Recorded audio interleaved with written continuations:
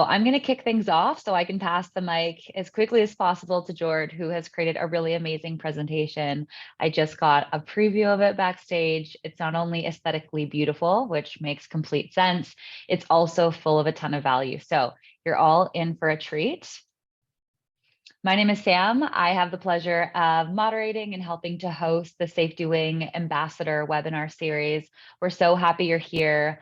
All of our webinars to date have been recorded and are up on our YouTube channel. So Jord is one of, a few amazing ambassadors that we've brought on who are experts in different domains, who come in and are really generous with their expertise and share with all of you how you can kind of replicate what they've done so successfully within their niche. And when I don't have the opportunity of hosting this webinar series, I have my own podcast, my own community called Freedom Lifestyle, which totally aligns with a lot of the mission of the company that puts these on. So Jord Hammond, this is our speaker today. Jord, welcome. How you feeling? Yeah, I'm doing great, thanks. Yeah, I'm really excited to be here and appreciate you, just inviting me to take part in this. I'm excited to dig into the little presentation I have created. Yeah, how you doing? I'm great. We are in a SafetyWing team gathering right now in Cape Town. So full day here today in the conference room. And now, was really looking forward to this all day because I'm personally trying to improve my photo skills. I really appreciate when someone knows how to take a great photo. So I'm excited to learn from you, Jord. Okay, yeah, awesome. How long have you, So, how long ago did you get a camera, by the way, recently? how long did I what? When did you get that camera? You said you started recently. Well, I just went on a safari. I went on a safari in Kenya and we brought a camera for us. Don't quiz me on what type of camera, we borrowed it. But it was fun to experiment with wildlife photography. And I kind of regretted not taking a course or something beforehand because it was a lot of learning on the go. So I'm sure, in hindsight, I wish this had come just a few weeks earlier, this session. Right. Always the way, huh? Right? Okay, so Jord is Yeah. a 29-year-old freelance travel photographer from the UK. You've worked with some of the world's leading travel brands over the past 5 years, taking photos for their marketing campaigns and sharing them on your social media. You also have an online academy where you teach over 2,000 students how to take better photos, grow their Instagram, and make money as a photographer. Did I miss anything? No, I think that's about it. Yeah. Amazing. So if this is your first time at one of these webinars, know that there's going to be time at the end for Q&A with Jord. So definitely use that Q&A box that you see there. I'll be monitoring those questions as the presentation is happening. And at the very end, I'll come back on and bring some of those questions forward. So this webinar series is brought to you by SafetyWing, which you'll learn a little bit about again at the end of the presentation and how we got connected with Jordan and the amazing work that Jord's doing. But SafetyWing has a vision of building a global social safety net for remote workers and nomads. And we're doing that by trying to be your first ever home country on the internet. So we've created a suite of products. The one that we're most known for is Nomad Insurance, which provides you with health and medical coverage whenever you are living or working outside of your home country. So let's say you are traveling, whether for 1 month or 6 months, whether you're going to one country or 11 countries in that period, it works like all of your other favorite subscriptions, one flat monthly charge, no matter where you are. And it really just covers you for anything that might happen while you are traveling. So more products are underway, but that is one that we are most known for. So on that note, Jord, I'm going to stop sharing my screen and pass it over to you. Okay, thanks a lot. What I'll do is with the keynote, if I take it full screen, just let me know if you can see it. And if you can't, then I'll take it out full screen and I'll get started. All right. Desktop.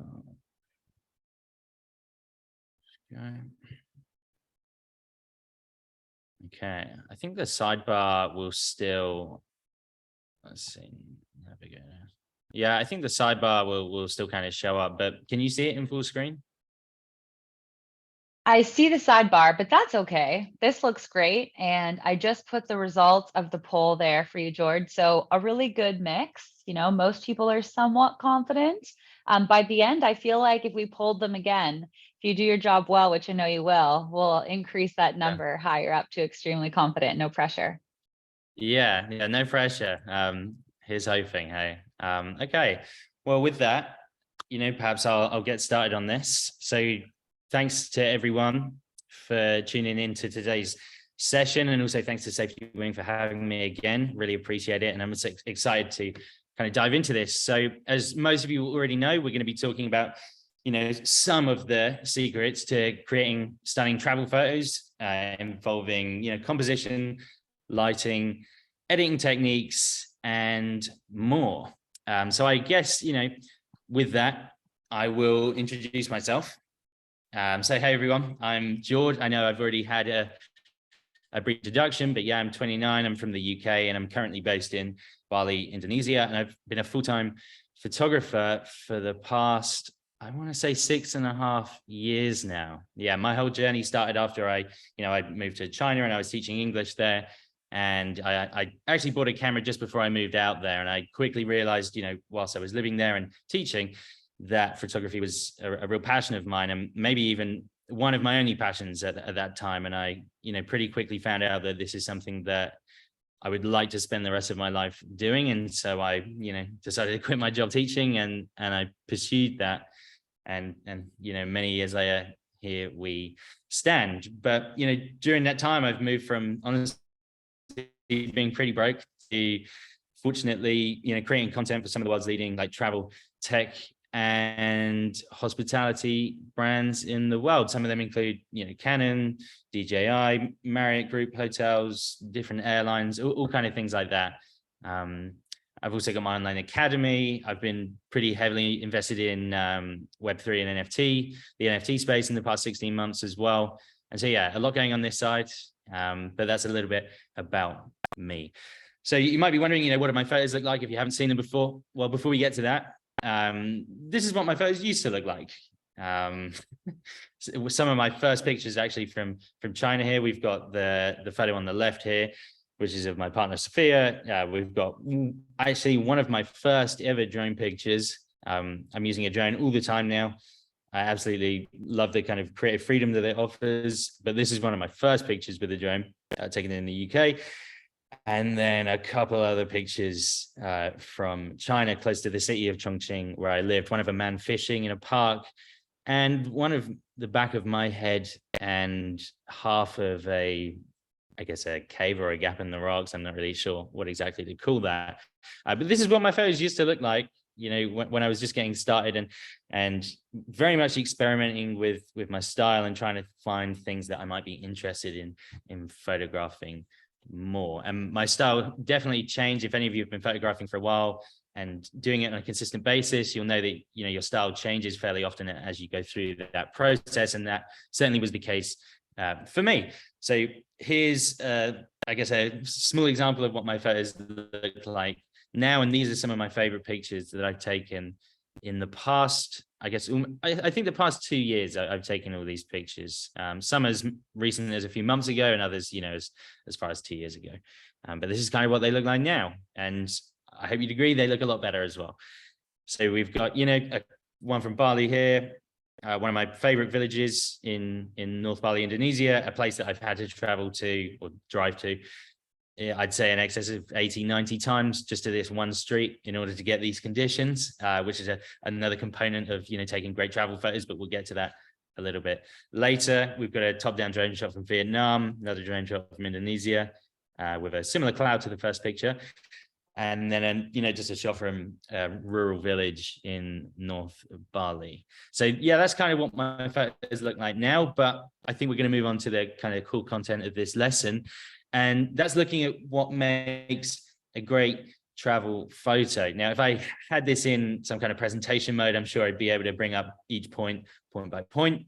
But for this, presentation, we'll have all the text coming up immediately. But there are many things anyway that make up a great travel photo, and these 7 are just some of them. So first we've got storytelling, and of course, telling a story through your images is kind of subjective. I guess you can always aim to tell a story through your image, but I think the beauty in art is that, a lot of the time the viewer may well decipher a different story from your image, but I think if it's able to tell a story or convey a message, maybe drum up some emotions in people, then that's a fantastic start to having a great travel photo.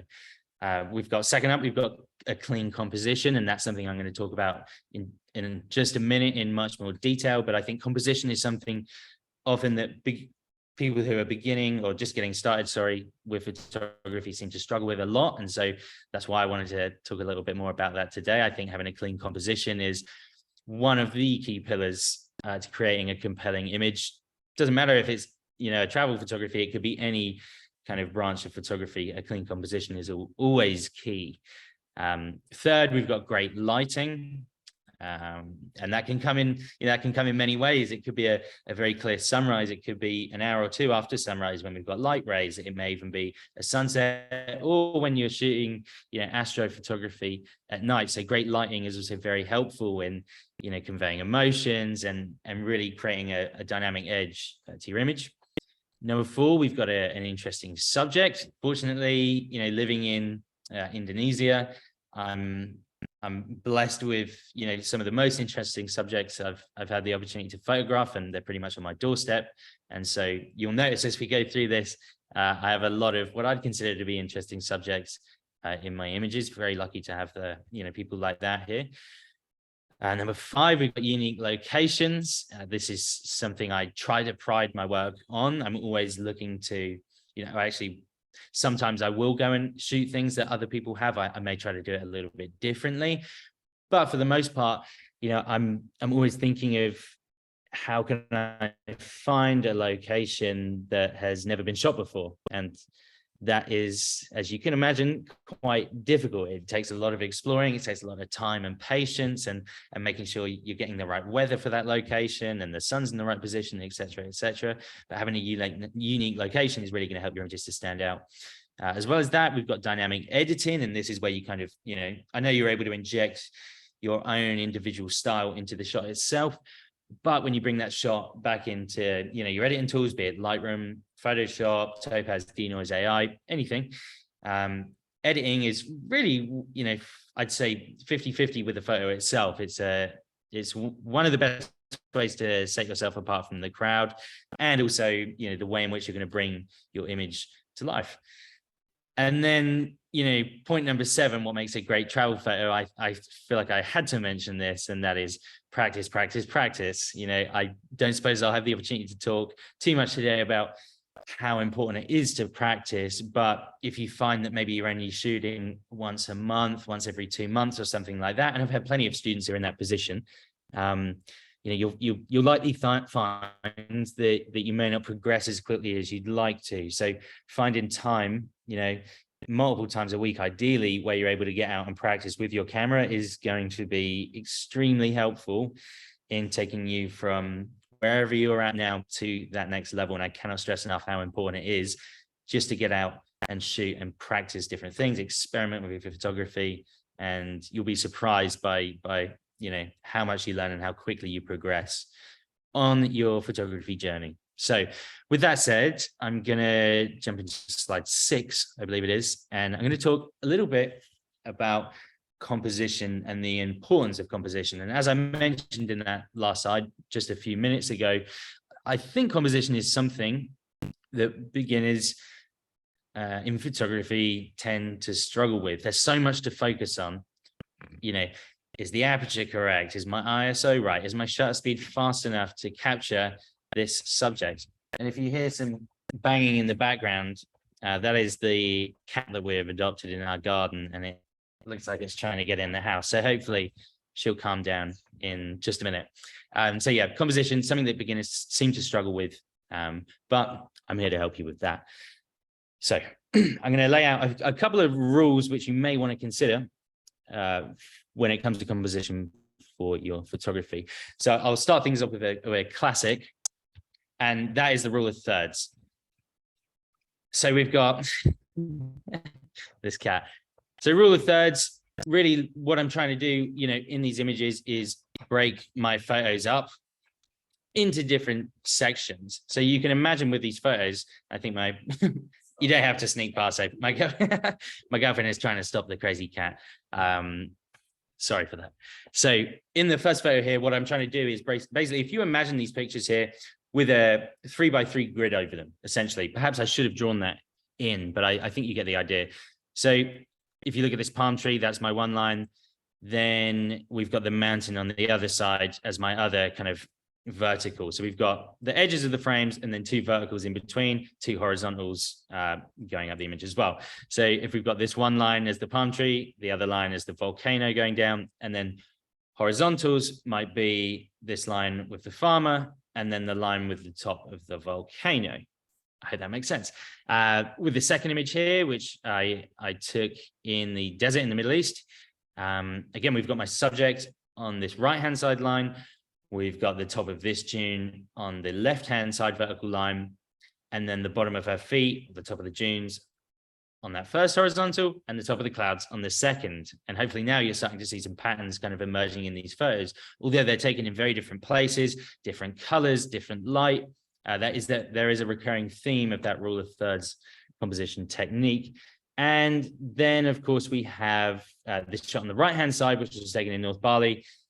If we look at vertical lines, perhaps this river running up, this volcano being the first vertical line, and then this giant rice terrace being the second vertical line.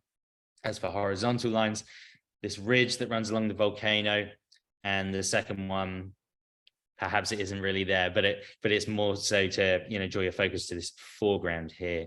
And while I'm talking about rule of thirds, there are also other kind of composition techniques that are integrated into these photos as well. Particularly if we take a look at this desert shot here, what you'll see is we actually have these lines that lead very nicely up through the sand dunes towards our subject, and that is what we consider to be leading lines, which leads me very nicely on to my next slide, which is all about leading lines. And this compositional technique is, as you can imagine, using lines to lead a viewer through your image towards a subject or subjects, or to a point of interest. And you'll see that in the left-hand side here with this strange cat train that I took a picture of in Japan in November, I believe it was. And we've got the tracks leading from the bottom left and bottom right-hand side of the image, leading firstly, actually, to our subject, which is this cat train. But not only that, the lines also lead all the way through the back of the image. And while they're faint, they do take you, at least I think they do, all the way through the back of that image, where you can see another train there, which, believe it or not, is actually a dog train. I'll have to, maybe go back and try to get a photo of them side by side.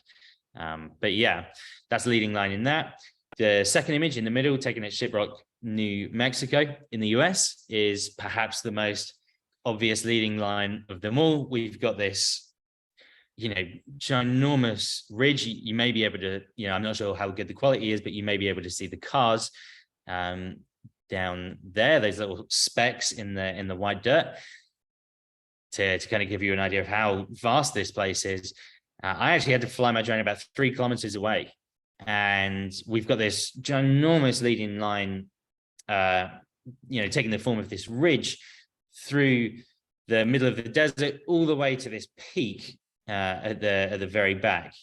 It's also a very simple image, only really used white, yellowy, orange, and blue for my colors. And so you're immediately drawn to that line, which is also kind of emphasized by the sun that has just come over the horizon. And typically, for a lot of my pictures, I'll actually wait until around about an hour, maybe 45 minutes, 30, 45 minutes after sunrise. That's my favorite time to take pictures, because I think it adds a lot of, adds a lot more texture to the frame, and you have enough light to cast slightly smaller shadows, which adds a lot of contrast to the picture.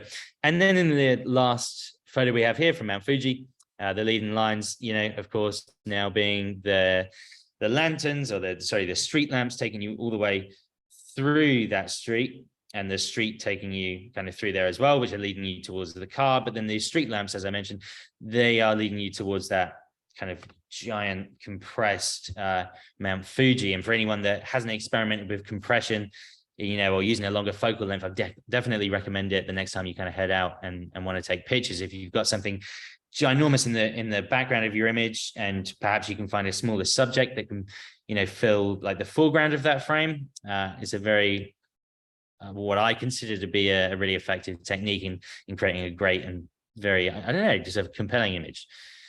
So that's leading lines. I think now we'll move on to the third kind of composition technique that I implement on a pretty consistent basis into my image, which is kind of positive and negative space. Now, I know that negative space is, maybe typically reserved for these hyper minimalist images where, maybe 80-90% of the frame is that negative space, maybe the sky, or is just the beach with a really small shadow on it, something like that, or maybe just I don't know, a huge lake with just a small tree on it acting as the subject. But I'd like to consider these, these images that we see here as using both positive and negative space. So with positive space, it's the subjects and kind of other important details that stand out in the image, and they also help to emphasize the subject. So with positive space, the subject is really the focus of the image. And I guess, with me saying that, now makes me wonder if all images actually use positive space, because all images usually have a subject. And if the subject is not the main focus of the image, then of course, that would be using negative space in your image, which is, you're not just emphasizing the subject, but you're really kind of using the space around that subject to kind of create some emotions or maybe uplift some emotions in the viewers of your work. And so, as you can see in the shot on the left, we have this seaweed farmer in Nusa Lembongan in Bali, one of my favorite places to shoot. And I've used this negative space around the seaweed farmer with the kind of crystal clear blue water, just to, give a feeling of calm and peace, tranquility, maybe also in a sense, seldomness, loneliness, maybe, whatever you want to see in it. But that was kind of what I was aiming for with this image. And I guess in a sense, actually aiming for this in all of the images. In the second shot, again, seaweed farmers, I've actually noticed that all of these pictures are actually featuring seaweed farmers. But in this second shot, I've used the negative space around the subjects just to actually draw attention to those subjects. I've also left some, what I think, quite interesting details in the sand, just to give it some texture, some life. Another part of the image that the viewer may want to consider when looking at the image. And then with the third image, I guess I was going for a fairly similar effect to that of the first image, and just using that negative space around the subject, again, to create these, feelings of tranquility, seldom, to give the impression that this farmer is in fact by themselves, which they were. And hopefully, that's something that I've been able to convey to whoever's seen this image, and hopefully you guys who are also watching now. All right, so we've covered rule of thirds, leading lines, positive and negative space. And then I couldn't, finish this section on composition and some of my favorite techniques for creating great photos. I couldn't, leave out patterns, which is one of my favorite kind of things to implement into my pictures, as I think, it creates just such an image that's very, very easy on the eye. Very easy on the eye, very, there's not necessarily one focal point in the image, but, it gives you a lot to look at, a lot to consider. And the patterns are never too structured, at least in my pictures. I like to have some randomness to them, and you'll see that in each of these. For example, not everyone's wearing the same color gown in this picture on the right, which was taken at Idul Fitri prayers in Indonesia last year. We got this building in Singapore. Yes, very similar patterns, same yellow lines all the way through, a lot of AC units, but still an element of randomness to it that kind of almost breaks the image up into many, many individual points of interest. And I could look at this photo for a very long time. Like I actually did when I was editing it. I was zooming in and checking out all the different details, and I find that's something that my audience really enjoys too. these photos are often considered to be the simplest to take. But in my experience, I'm posting them on social media and also creating this kind of content for my clients. It seems to be something that they really enjoy as well. And this shot here on the left, which I don't think I've spoken about yet, was actually as you can imagine, a drone shot, and one that I took in a market in Vietnam. And sure, we have these, these patterns, these consistent kind of lines through the photo with these consistent patterned paths through the market, but also have these elements of randomness to it, which of course makes it unique, but it also gives it, as I mentioned earlier, just these many individual points of interest. People wearing their hats all in different positions, different colors and different vegetables, etc., etc. I think you probably get the idea there. But I think this just about covers some of my favorite compositional techniques.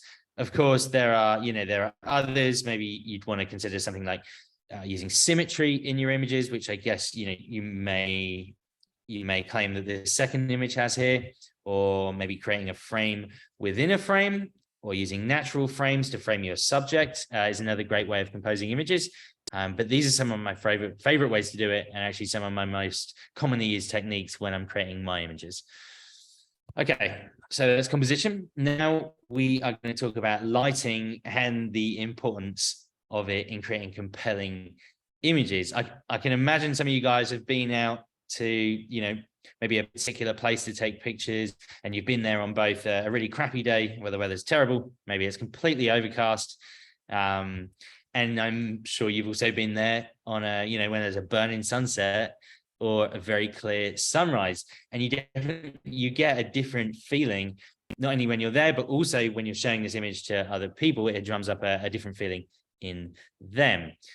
Lighting is such an amazing tool. Is completely free as well, which is a massive bonus, and oftentimes it helps to shape our images in ways that we wouldn't be able to if we didn't have that light.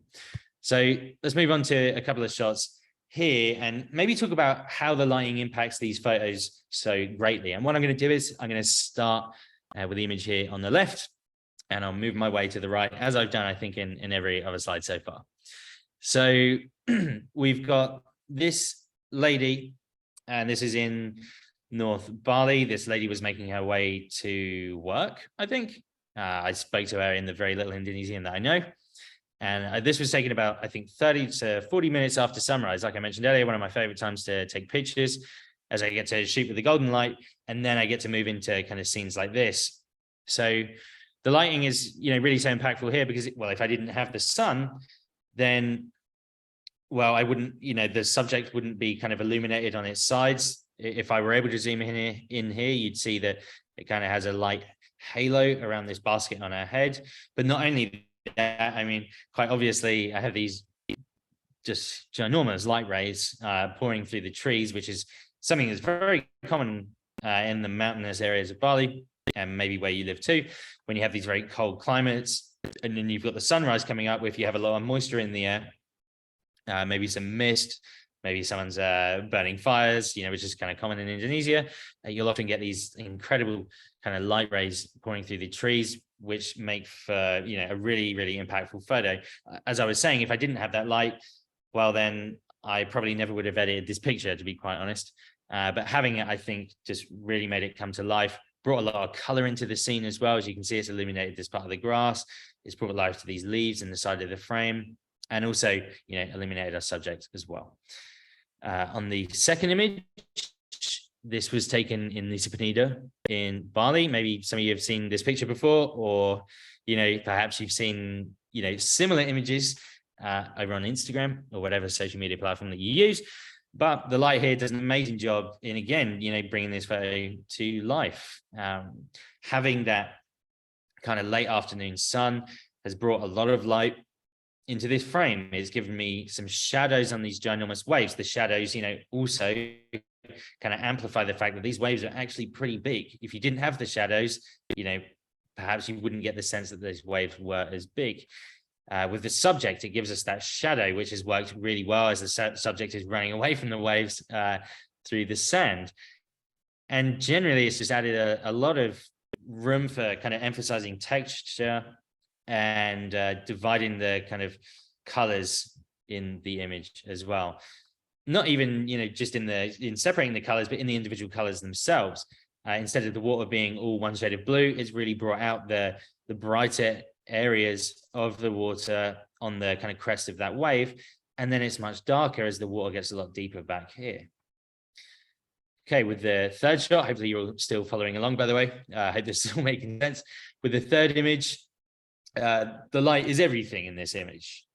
Not everything, of course. We've got these amazing subjects, these farmers making their way to their, I suppose, allotment, and it's taken in North Lombok, very close to Rinjani volcano, and a really truly amazing area.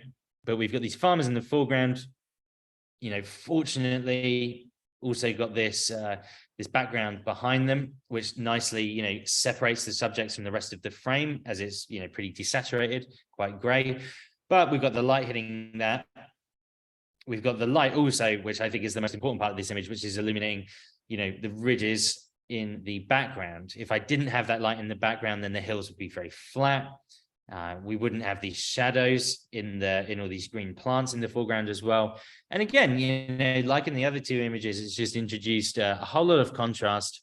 And I think that we would just not have been able to achieve without the light. And so, with that, like getting the lighting right with your images is just so important. I think, especially in travel photography, there are so many people who either struggle or just simply cannot be bothered to get up for sunrise. I know a lot of people like to go for sunset, but in my experience, sunset is often a much busier time of day with a lot more people trying to take pictures and maybe kind of crowding up the area. And if you're wanting to get this kind of light without the crowds, and with people doing their early morning activities, then I would highly recommend that you venture out for sunrise and the hour or two following that. It's one of my favorite times to shoot. And honestly, if you were to look through my Instagram feed, I would say that probably 95% of the pictures that I take are taken from 10 minutes after sunrise to around 45, 50 minutes after it. It's my absolute favorite time of day. Like I said, highly recommend it. So moving on from lighting, we've covered composition, we've covered lighting, and now we have got editing, which is a whole other kind of ball game, I suppose. And editing, if it's something that you wish to become great at and you want to, create these, memorable, kind of lasting, impactful travel photos, then being able to edit them in a way that kind of really strikes people and kind of makes them think for a second. Because remember, we live in this kind of space and age where attention spans are so short. People are just scrolling through Instagram, like like. If you want them to stop in their tracks, then editing is another just key component to creating great images and being able to grab people's attention, which hopefully this image did here, which is one I took in Vietnam. And you'll also notice, if you were listening earlier, that we have managed to include some negative space around this subject to really help bring the focus to it. So I think, with regards to editing, I'm gonna show you a couple of tips and tricks in just a moment. I think I'll jump over into Lightroom if we have time, which I think we do. And then I'm going to jump into Photoshop. I'm going to show you how to create a dreamy effect in your image as well, which is a very simple tip. Only takes a couple of minutes to do it. And hopefully it will help you to take your photos to the next level. But, with that said, here's a couple of my before and afters. So this one taken at Mount Fuji in, I think, October last year during the autumn. You will notice that, yes, I have included a car on the bridge. It was not in the raw photo, but what I did was, using editing techniques, I kind of kept my drone in the same position and just took multiple photos. And then as a car came past, I think I maybe, brushed it in from another image that I took. And I think although it's tiny and it's not particularly noticeable, I think it just adds kind of an interesting element to the image. And I guess in a sense brings this place to life, because we've got the town in the background and of course people live there, but it's interesting to see that somebody is kind of driving away from it during this incredible weather event, I guess we could call it, that we experienced, late last year. So I've clearly added a lot of contrast to this image. I brought the colors out in these trees in this foreground. I wanted to, I didn't want the image to just be blue and white. And, fortunately, as we were there in the autumn, we had these beautiful kind of autumnal trees, and I decided to really bring the color out in those. Then I've added a lot of, I've done a lot of dodge and burning in the foreground. For those of you who don't know of dodging and burning, it's just, brightening and darkening individual parts of the image to create contrast and in different parts of the image. So that's what I've basically done in the fog. Here I've kind of darkened parts of the water and then, clearly brightened up many parts of the fog. And then I've added a lot of contrast to the sky and the volcano. I love to add contrast to skies. If you've seen my work before, then you'll already know that. But I love these deep kind of blue skies. I don't often leave them. I never leave them actually like they are on the left. I just think it's, in my opinion, it just feels like wasted space. And so I like to create this darker effect at the top of the sky that, again, is just looking to draw the viewer down into the honestly more interesting parts of the image, that being the volcano and the bridge kind of going through the fog, which the bridge could also act as a leading line, I guess. So yeah, that's kind of what I've done with this image. I've also, where I've darkened the backside of the mountain, I've also brightened the snow on the mountain just to create that contrast in that individual part of the image, which in my opinion works quite well. So that's that. And then I think moving on to this image here, I've done a lot of work to this one, but hopefully it shows you the importance of editing and how it can really bring your images to life. What have I done to this? I mean, what haven't I done to this picture, I guess, is the right question. Again, I've gone for that kind of deep, dark blue sky. And if I skip between these two frames, you'll see that the sky is almost, exactly the same. I like to try and achieve the same tones in my images, especially when I've got blue skies or maybe greens in photos. I try to match them as best I can to create some kind of consistency in my work. But yeah, I've brightened up the yellows a hell of a lot. I haven't brightened up the greens too much. I wanted to have that darker patch in the middle of the shot, then kind of, separated by this brighter patch in the foreground and slightly brighter patch in the top of the image. I've also, like I said, I've highly emphasized the light coming in from that right-hand side, not only in the sky, but also in this yellow terrace, and then kind of darken the shadows slightly in the back here. I think what I've also done in this, I do notice this, there's a little bit of mist, kind of fog on this right-hand side of the image. And so again, I've just added contrast to that part of the image and dodged and burned, maybe added a little dehaze and brought out that fog a little bit more. And I've also added fog to this left-hand side of the image behind the trees, which was not in the original, but I just wanted to create this kind of symmetrical effect to the fog in this image. And I think including that there also helps to nicely separate these trees and this tree line from the volcano in the back. It's a very minimal touch, but one that I think is very effective. Now, what I'm going to do is I'm going to go into Lightroom quickly. And although I won't have time to show you any tips and tricks in Lightroom, I want to give you an idea of the kind of work that goes into creating great travel photos, because it is a long process. It's not typically something that takes, just a couple minutes or, just slapping a preset on. But I'll give you an idea of, the behind the scenes on that and all the things that I include in my edits. And then we will move on to Photoshop and I'll show you how to very quickly create a dreamy effect in your images. So let me try minimizing this, and I've opened up Lightroom now. If anyone is there, I know there are plenty of you there. If you could just let me know in the chat just quickly, maybe that you can see Lightroom, because I've done live shows before and I haven't shared the screen properly, and then I'm talking about the screen and people can't see it. So I'd like to know that you can see it. Okay, perfect. Maris, Grace, Jen, and Kira, James. Okay, awesome, great. Thank you so much. So with this image here, like I said, won't be able to show you everything that I do to this, but just to give you an idea of the individual adjustments that I'd make to this image. This is also an image that I've also processed, first in Lightroom, then in Photoshop to make adjustments, and then I've brought it back to Lightroom. And if I open up the selective adjustments tab, I'm not sure how many of you are familiar with this, but if I scroll through, these adjustments here, you'll start to notice all the different kind of selective adjustments that I've included in this image to, in my opinion, make it that perfect image. I think I couldn't even tell you how many masks are in this. I'm not sure I want to count. Oh, okay. Invert mask 32. So I've got 32 individual masks that I've kind of brushed onto this image to, let's see, I think it's only minimal, but it's taken it from that, a lot more white. And you can see I've kind of enhanced the colors in a lot of areas, included more colors in areas where there's not.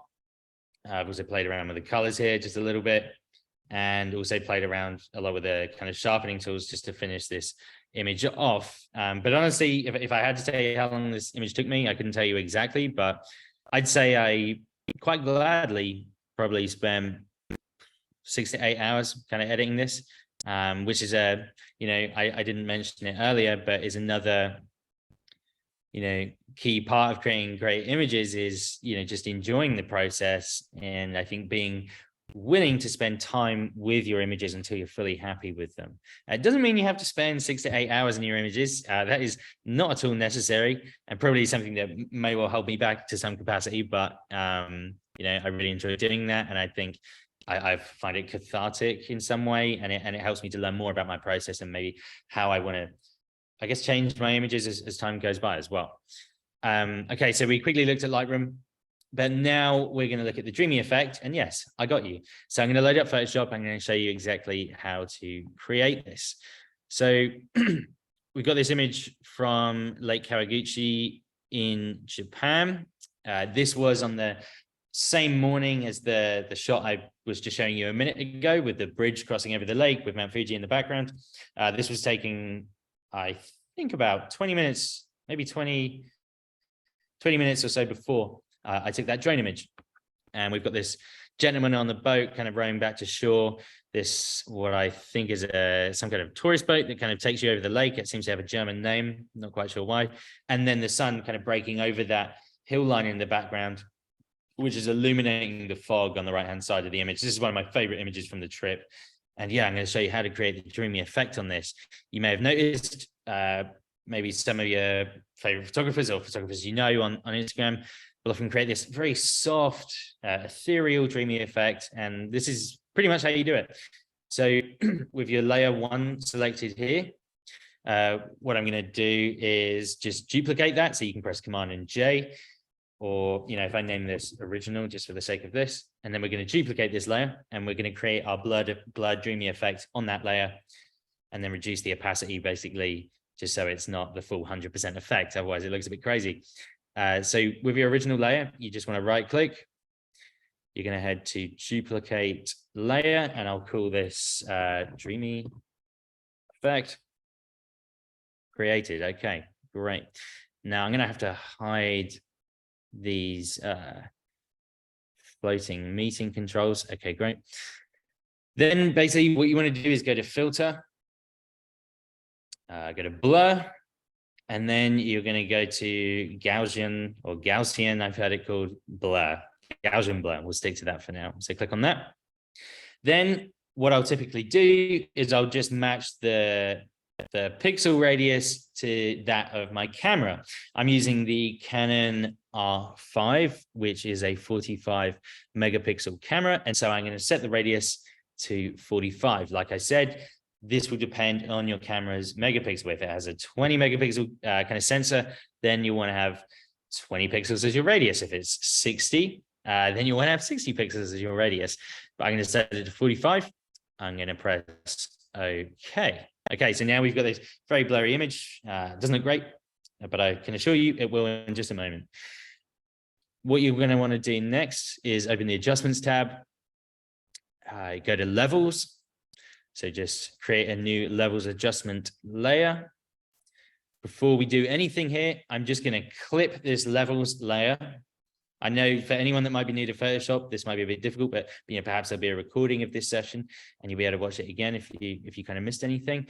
But with this Levels 2 layer, you just want to press this button here, and that is going to basically attach it only to that blurry layer that we just created.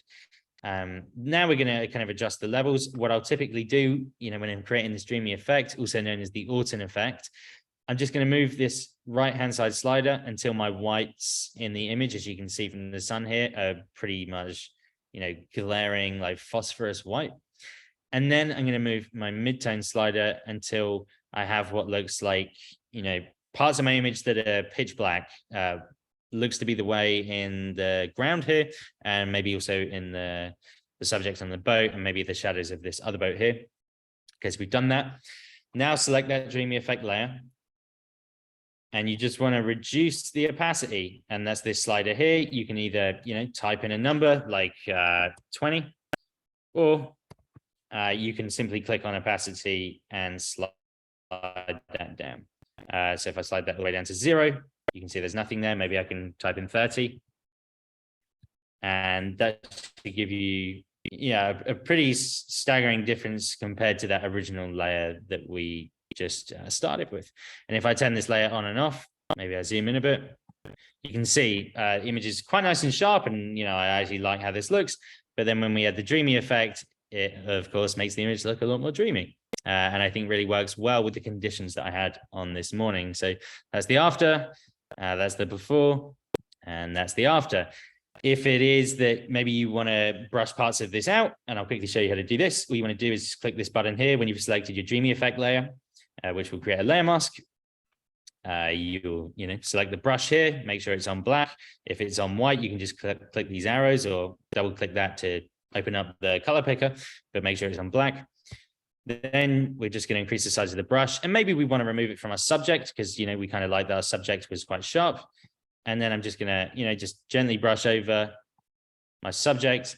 He's nice and sharp again, but the area around him, as you'll see, is very dreamy. And I think that works really well. And I think that just about covers the dreamy effect on Photoshop. So for anyone that didn't know how to create that, I hope this helps you. Okay, going back to the slides, the dreamy effect. Yes, I got you. Okay, so next up, just a simple slide, which kind of, reiterates the point that creating great photos is crucial if you want to turn your passion for photography into a full-time career. It is of utmost importance that you spend time not only in the field, but also back at home or wherever you kind of work from, and that you spend time working on, learning how to edit your images as well. We've all got to start somewhere, but the more time you invest in the process and ultimately in yourself, the faster you're going to progress, and the faster you're going to be able to take photos, which, we in the photography community, and I guess your viewers as well, would consider to be great. And I guess I'll touch on, what creating great photos has maybe allowed me to do, and a little bit about, how I make an income as a photographer. And that comes in many forms. I think I might be pushing the time limit a little bit, so I'll kind of go through these quickly. So we've got, first up, commission work. So, creating photos for clients that hire me to shoot for them. Most recently, I was in Hong Kong and Sydney doing a campaign for Marriott hotels. What is it? It's almost midnight, and at 6:30 in the morning tomorrow, I'm going to the airport, flying to Singapore to shoot a week-long campaign for Accor hotels. And following that, I'm flying straight to Thailand again to do another Marriott job. So that's kind of the commission work that at least I've been doing in most recently. Then we got licensing photos. It could be to magazines, newspapers. It could be to a yoga wear company, which I've done before. I've licensed photos that they've had printed on their yoga leggings. It could be to, I don't know, it could be honestly anything. It could be a beer company. I know I have plenty of friends in the industry that have licensed their photos to kind of smaller like breweries that have had their images kind of printed on their big cans. The list really goes on. Third, I've, as mentioned earlier, I've got 4, I believe, online courses that I run where I've got over 2,000 students, and I'm basically teaching them, how to take better photos and how to turn their passion for photography into, either a side income, which is completely fine. Plenty of people love their jobs and just want to make a bit of extra money on the side. And so I help them to achieve that. And not only that, but I help, those who are, maybe serious enough or willing to do so, to make it their full-time gig. With that, I also do one-on-one coaching, sell prints, I sell presets, sell NFTs. There's plenty of things that I do to make an income as a photographer, and just so many damn income streams and ways of making money. And I honestly believe that if you really want it enough, then becoming a full-time photographer is more than feasible. The last point I've got here is affiliate programs, and that's something I've been very fond of, over the many years now that I've been a full-time photographer, and it has been something that has just helped me to make passive income, on the side, basically while I'm asleep, with very little work and just through recommending products that I'm honestly more than happy to share and use myself. And, having said that, I think it would be good to just briefly introduce the SafetyWing Ambassador Program. I thought it was, when I got the email from SafetyWing about hosting or co-hosting, this webinar with Sam, I was super excited to hear from them and to be able, to be offered this opportunity. I'd been, signed up to SafetyWing's, I think, Nomad Insurance for 3 years prior to getting the email. And so, yeah, it just kind of made me laugh when this came through. And I felt like this was a perfect fit for me. It's a great way, like I said, to earn passive income as a travel photographer. We can be incredibly busy people. Not only are we trying to travel to different places, but we're trying to plan different shoots. We're getting the photos themselves, we're editing them, and we're trying to take care of ourselves and find other work in the process. And yeah, having an ambassador program like this as a way of earning, that extra passive income on the side is a massive help, especially to those who are just getting started and are looking to make a bit of extra money on the side. It can be as simple as having your signing up within a few minutes, just by sharing a little bit about the content you create in your photography business. And then it's just simply sharing the link with your audiences, and it can be through your Instagram stories, it can be through your story highlights, it could be perhaps to an email list. Maybe you have an email list that you send a newsletter out to weekly, and it could be done through there. YouTube videos, it could be done on TikTok, I guess, although I don't use it. There are so many ways in which you can share your link, and I think it's just a great way of being able to share helpful products to people that are interested in your work. And I think with that kind of rounds off my presentation. I'm sure I've kind of gone over time. But yeah, if you guys have any questions, then I'm sure we'll get to those in a minute, and I'd be more than happy to answer any that you do have. Amazing. Thank you. Do you need a sip of water? Yeah, I do. My mouth is so dry. I bet. Whenever I do, long webinars like this myself, by the end of it, I was like, someone asked me a question just so I can take a break and not talk for a second. So you're good. We have time for a few questions, and we got some. If people have ones Perfect. as well, though, maybe you're listening intently, you didn't even have time to type, we'll take a few before ending today. So James has a question, if you're shooting in the same location over and over again, how do you keep up that inspiration and excitement, which, might naturally wear off once the surroundings become more familiar and that's kind of worn off a bit? Right. Yeah. I think for me, it's chasing that. I know they say there's not a perfect shot, but I think you can get pretty close. So for me, going back to that place is all about trying, if I have an image in my mind, and one of the photos I showed on the slides was, I think, a street kind of running down. There was a lady in the middle of it, a volcano in the back with this lenticular, kind of alien looking cloud on top of it. That took me about 100 visits. It's, it's about a 4-hour round trip. So I guess I spent about 400 hours like driving to that one spot just to get that one shot. And that's honestly what inspires me to keep going back there. Is just, I want the best shot possible of this place. I've never seen it before. And so, when you get that image in your mind, it's like, I know this could be a really powerful thing. And yeah, and it actually worked out that way. It was one of my most popular images ever. And I guess that's what keeps me going back. And I guess, even if we're talking about like the same location, it doesn't always have to be the exact, pinpoint on the map being the same location. Maybe you can take a side street of a street that you often visit, and you never know what you'll kind of discover. A lot of times I'll go back to the, air quote, same place, but maybe I'll take a different route there and I'll find something, you know, that I'd never really noticed before. Or even on the street that I go to, maybe there's a side street I can take and maybe I'll notice some kind of different activity happening there. Maybe try visiting at different times of the day as well, because I notice the more I visit places, especially at different times of the day, different things are happening as well. So if I'm going in the morning, maybe people are on their way to work, maybe kids are making their way to school. But then in the afternoon, you know, you've got that kind of people coming home from work, people coming home from school, and all kinds of different things happening. So yeah, that's I guess I don't have a problem visiting the same place again and again, though. I mean, I'm here for I want the best shot possible, and I'm gonna do anything it takes to get it. And I think that's This a is, part of taking great travel photos, right? Like, yeah.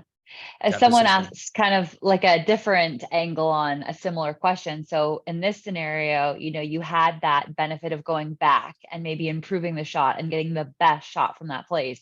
What about one of those high pressure situations where you don't get to go back to the place? Maybe you're on some tour, or maybe it's some kind of like VIP scouting situation, and they're like, you Right. got 10 seconds, you got a minute in and out.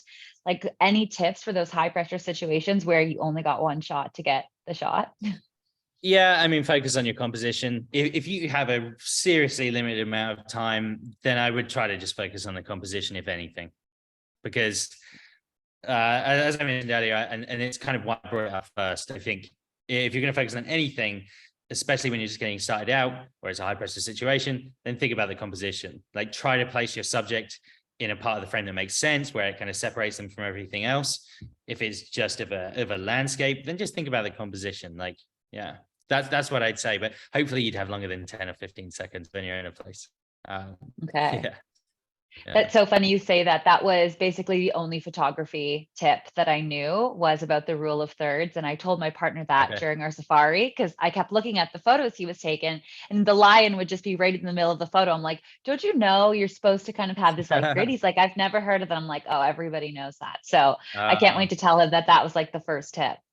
Yeah, that's one of the good things about composition, right? Like, I mean, there's the rule of thirds. I do a lot of stuff with things in the center as well. So I guess there's no like particularly one right way to do it. But it's, I think, encouraging to know that there's many ways that will work. And so, you know, you're free to experiment with all these different ways of composing images. But there are definitely some ways which work better than others. Yeah. And I think, you know, placing your subject, I think rule of thirds is a great place to start. If you've never taken pictures before, or you're very new to it, then taking the rule of thirds into account is a great way to create some kind of compelling images from the get-go. Awesome. Courtney is wondering whether you're using an SMS platform in your communication tech stack. Not sure if that just means SMS texting or if there's a different term in the photography world. No, I didn't know, so I guess that's what it means. And the answer is no, I don't. I guess I could look into setting something like that up. I mean, I have an email list. So I think I have about 25,000 people on the email list. And so it might be actually worth considering, you know, setting up like this SMS chain that you mentioned, because I'm sure people would be more likely to check their texts than their emails. But yeah, that's not something I have as of right now. But thank you for the recommendation. Something to look into. Okay, I feel like this is such a great question, and I'm sure, you know, you've encountered this so many times, but that balance between having that artistic vision, but then also having commercial demands of clients that you might be working with on commissioned campaigns. What are your thoughts on finding that balance? It is so hard, honestly. Yeah, I think that's one of the most difficult things. I'm even going through that right now. Like, you know, during COVID, I wasn't really doing any commission work. I was mostly just working on my online programs and actually just spending a lot of time, like 99% of my time, just shooting for myself. But now that the world's kind of opened back up, I thought that, you know, maybe it'll be exciting to take on some client work and work on some projects with teams again and things like that. And I've noticed in myself that I've kind of just done a 180. Like, now I'm not finding as much time to go and shoot the things that I'm truly passionate about. And I'm not saying yes to everything. I try to be quite selective about the projects that I take on or the people that I collaborate with. But some good opportunities came up and I ended up, you know, I pretty much worked this whole year. And in a way, like I will notice the effect that has on me. if I'm not making time to shoot things I really care about that are personal to me, I notice it will have a negative effect on me, because that's something I will want to really enjoy doing. I guess that's basically it. And so finding that balance is very tough, especially when you're getting started. I know plenty of people that kind of move out to Bali and they don't really have a back plan. And so they're spending all of their time reaching out to clients and worrying about what to say in the next email and things of that nature. And then, sadly, they make very little time to go and shoot for themselves and to have fun, which is what it should be about. And also experimenting and just getting better at your craft, which is at the core of, which is going to be the core of your success anyway. But if I could, I guess, give any tip, it would be to try and allow yourself at least once a week. I say at least, I would hope twice at the least, where you're able to go out and shoot for yourself. It doesn't honestly matter where you go, as long as you're getting out with your camera and you are actively thinking about the act of taking pictures. Not only are you likely to enjoy it if you enjoy taking pictures, but it's also going to get you thinking about the right things. And that's going to be massive when it comes to progressing. Because if you're only able to go out once a month, once every 2 months, well, things are not going to progress very quickly. And I'm just speaking from experience and a lot of people that I've taught. So yeah, hopefully that helps. Just know that I'm struggling with that too, and I've been doing it for 7 years. So yeah, if you find anything that works for you, then please let me know. Yeah, no, I think that's important. Anything you can do to just keep yourself creative, reminding yourself, why you're pursuing this type of career and this type of work, because it all started with a passion and a love for it. And sometimes when it feels too much like work, that passion and love can turn into resentment.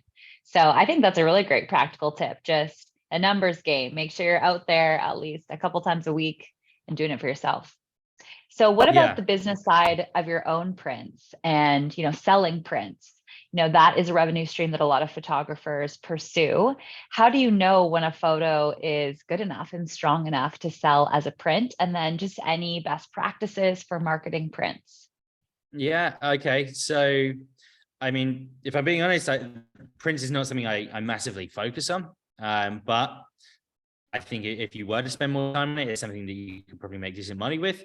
As far as, selecting the right images for it, I think, from what I've seen, simple images tend to work best. When I first launched my print store, I basically just put my most popular photos from Instagram on there, and it was not a huge success, which is fine, but that's the honest truth, because they weren't, now I look at them many years later, it's like, oh yeah, I can see how this might be interesting on Instagram, but may not necessarily be something that someone would want to have on their wall in their living room. So what I've noticed, those who, those are my friends that sell prints and sell them in large quantities or have them selling it, you may even want to consider reaching out to other galleries, maybe, like brick and mortar galleries that may want to host and sell your prints there as well. Having simpler prints that you can imagine being in someone's home are probably a good way to go. Don't just go for your favorite pictures or the pictures that got the most likes, because that's not, as I found to be the best strategy for selecting, great prints. That would be, my tip for that. And I guess with regards to marketing them, I think for anyone getting into photography, setting up an email list would be a good idea, whether that's, capturing emails through digital assets that you sell, could be presets, could be the prints you sell. So setting up an email list and, maybe sending out an email, could just be once a month, but it might be that you're updating your print store and you've added this new print. You can include that in the newsletter. You might want to share it on your Instagram stories. You could even include it as an Instagram story highlight. So, one of those stories that is pinned to the top of your profile is going to be there forever. And if you include it near the front of the story highlights, then it's going to be one of the story highlights that anyone going to your page is going to see first. And if they like the work, then, perhaps they'll click on it and check them out. But that would probably be my tips for that. Yeah. Share them on all the social channels you have. Why not? Okay, so those are the types of photos that you think work best for prints. Kara has a question about the types of photos that you think work best for attracting brands and drawing brands to want to work with you. Yeah, okay. So it totally depends on the brand, you know. So if you want to work with a hotel, it may be that a combination of, let's say it's a hotel in your city. Maybe you're from London and you've got destination focused content. Maybe you create a media kit. If you don't know what a media kit is, just Google it. This could be very helpful when you're reaching out to brands, but you're going to want to include photos that are relevant to that brand. So if I'm reaching out to, I don't know, Marriott London, then I'm not going to want to send product photos of like this water bottle, or product photos of watches, or landscape photos from Bali. That's not really going to make sense. I need to send them photos that are going to make sense to their brand. So, you know, ideally it would be kind of urban environments, with a mix of interior hotel photography, exterior hotel photography, architecture, and maybe a few kind of street moments. If you're reaching out to a company that just has products, like this water bottle, we use that example again, then maybe don't send travel photos, you know, or adventure photos with like a guy on top of a mountain in the distance. It's like, it doesn't really make sense. You want to send photos of different products that you've captured. And by the way, if you're wanting to get into product photography for the first time, you do not need examples of your work from clients that you haven't had. You can just take photos of products that you have at home. You know, next time you go out to shoot somewhere, just take a water bottle with you, take a watch with you, it could be anything, literally, like it could be the boots you're wearing in your shoes, on your feet, not on your shoes. That would be weird. Yeah, so just creating this library of relevant content and then sending it out to brands is a really effective way of kind of getting their attention, you know. And Awesome. kind of package that into a media kit. Create a draft email. If you don't know how to do one, go on a chat GPT and just write me a pitch email for this brand, and yeah, you're set. Perfect. Okay, we are at time, but I'm going to sneak one more question in there. I know there are more questions for Jord. We could have probably done a full hour of Q&A, it seems like, but I think that just means that they need to, you know, join your community. It sounds like you've really made yourself available to help, you know, aspiring photographers level up, you know, either monetize their first photo or, you know, make their first 6 figures with their photography business. So, you know, final question is a quick one. It's around gear. What millimeter lenses do you generally use when you're out shooting and you don't have your like full gear on you? Final question. Yeah, if I was going to take anything, it would be my 24-70. So workhorse lens. It covers a great range and it suits my style. I do have a 15-35 wide. I've got a 24-70 and a 70-200. So I've got everything from 15 to 200. But if I was going to take one, it would be my mid-range lens, just for the versatility that it offers, I guess. Yeah. Awesome. Okay. Well, thank you so much, Jord. This has been amazing. We've all learned a lot. We're all going to be upping our photography game. So we've recorded this. You're going to be submitting your slides to us, I hope, so that we can review these practices. And I think you also have an offer with presets that we're including in our follow-up too, right? Yeah. So for anyone that tuned in, I've got a preset pack, and I'll send that over to the SafetyWing team, and they'll send that out to you guys as well. So, you know, if you're just getting started with editing, or maybe you want a slight insight into my process and how I create the edits that I do, then yeah, you'll get a hold of those presets and use them as you will. Awesome. Thank you so much, everyone. We're going to end this here. Sure.